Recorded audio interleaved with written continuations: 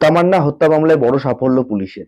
আরও এক অভিযুক্তকে গ্রেপ্তার করা হয়েছে। ধৃতের নাম শামিরুল শেখ ওরফে সাবির। পুলিশ সূত্রে জানা গিয়েছে, গোপন খবরের ভিত্তিতে গত 18ই জানুয়ারি হাওড়ার লিলুয়া থানা এলাকা থেকে তাকে গ্রেপ্তার করা হয়। সেই সময় সে নির্মাণ কাজের সঙ্গে যুক্ত ছিলই বলে জানিয়েছে পুলিশ। সোমবার সাবিরকে কৃষ্ণনগর আদালতে তোলা হলে বিচারক 4 দিন পুলিশ হেফাজতের নির্দেশ দেন। এই নিয়ে তামান্নার হত্যা মামলায় এখনো পর্যন্ত মোট 11 জনকে গ্রেপ্তার করল পুলিশ। তবে অভিযোগে নাম থাকা আরও কয়েকজন এখনো পলাতক।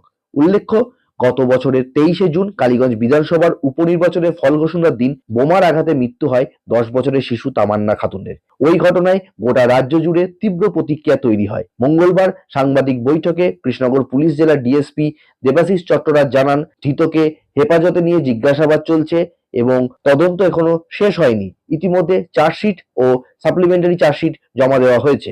কালীগঞ্জের যে ঘটনা, তাতে আমরা প্রতিনিয়তই ক্রমাগতভাবে আমরা ইনভেস্টিগেশন করে যাচ্ছি।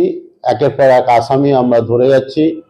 আমরা চার্জশিট, সাপ্লিমেন্টারি চার্জশিট, তারপরে সাপ্লিমেন্টারি চার্জশিট আমরা ক্রমাগত দিয়ে যাচ্ছি।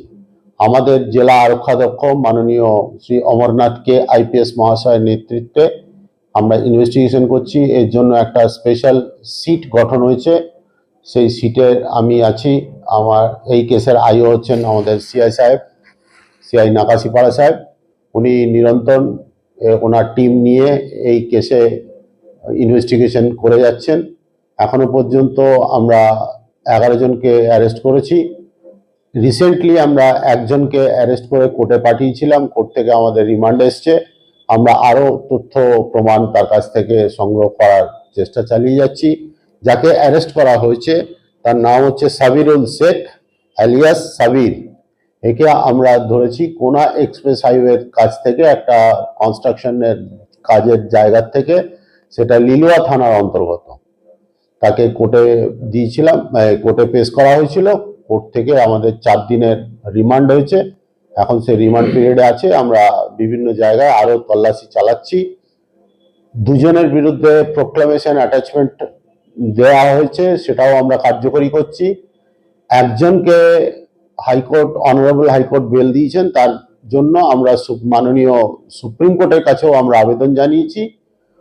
আমাদের এই কেসের তদন্ত জারি আছে। আমরা এই কেসের শেষ পর্যন্ত সঠিকভাবে তদন্ত করে প্রকৃত দোষীদের নিশ্চয়ই শাস্তির ব্যবস্থা করব। 11 জন না, এ আরোপটা বোধহয় ঠিক নয়। কারণ আমরা এই যেমন একেই ধরুন, আমরা ধরেছি কোথা থেকে, কোনা থেকে, কোনা এক্সপ্রেস হাইওয়ে লিলুয়া থানার অন্তর্গত, সেই জায়গা থেকে আমরা ধরে নিয়ে এসেছি। তাহলে এর থেকে কি প্রমাণিত হচ্ছিল যে এ ঘুরছিল এলাকায়? সেরকম ভাবেই আমরা বাকিগুলো দেখছি।